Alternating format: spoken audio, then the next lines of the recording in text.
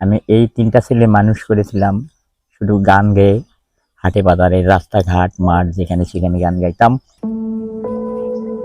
জন্ম থেকেই চোখের আলো নেই বাবার।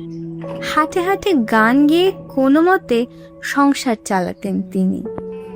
সেই অন্ধ বাবার চোখ হয়ে পাশে দাঁড়ানোর স্বপ্ন ছিল ছেলে মারুফ হোসেনের, কিন্তু নিয়তির নির্মম পরিহাস, আজ সেই ছেলেটিও অন্ধ। নওগাঁর পত্নীতলা উপজেলার নন্দনপুর গ্রামের বাসিন্দা মারুফ হোসেন। তার বাবা আব্দুস সুবহান জন্মগতভাবে দৃষ্টিহীন।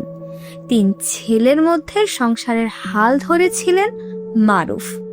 মাত্র ৩ বছর আগে বদলগাছি উপজেলার পার্শ্ববাড়ি এলাকায় একটি ট্রলিতে কাজ নেন তিনি, কিন্তু কাজের ফাঁকে ঘটে যায় ভয়াবহ দুর্ঘটনা।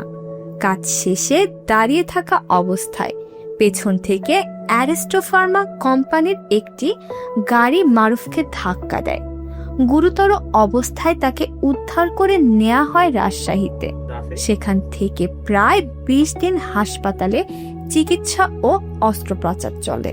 এরপর আরও ১ মাস চিকিৎসাধীন ছিলেন তিনি, কিন্তু দুর্ঘটনার ৩ বছর পেরিয়ে গেলেও ফেরেনি চোখের আলো।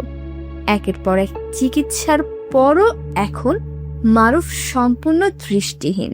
আমার দারিদ্র, টাকা পয়সার জন্য, আর্থিক সমস্যার জন্য আর কোনো ভালো চিকিৎসা আমার জন্য করা হয় নাই। আমার পাশে কেউ নাই।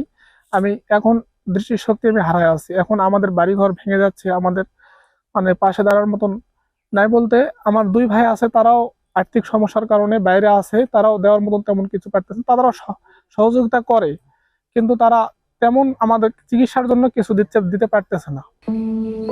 একদিকে জন্ম থেকেই চোখে দেখতে পান না বাবা, অন্যদিকে দুর্ঘটনায় দৃষ্টিশক্তি হারিয়েছেন ছেলে।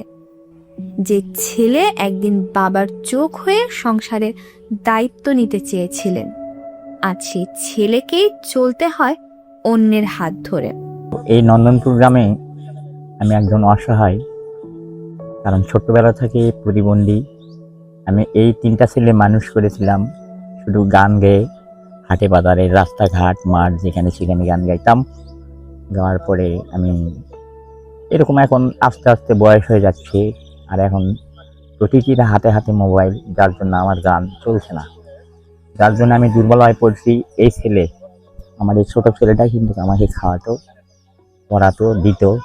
তো হবো না, আমি একটা মহিলা মানুষ হয়ে এইরকম 2টাই অসহায় মানুষক নিয়ে আমি সংসার কিভাবে চালাই, খুব কষ্ট করে চালাই বাবা, খুব কষ্ট করে চালাই। এরকম করে আমি বর্তমান আছি বাবা।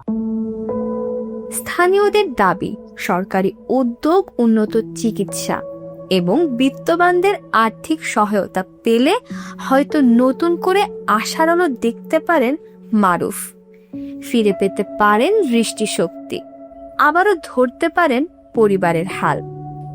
অন্ধ বাবার অন্ধ ছেলে, দুজনের চোখে আজ আলো নেই, কিন্তু সহায়তার হাত বাড়ালে হয়তো এই পরিবারের জীবনেই আবার জ্বলে উঠতে পারে আশার আলো।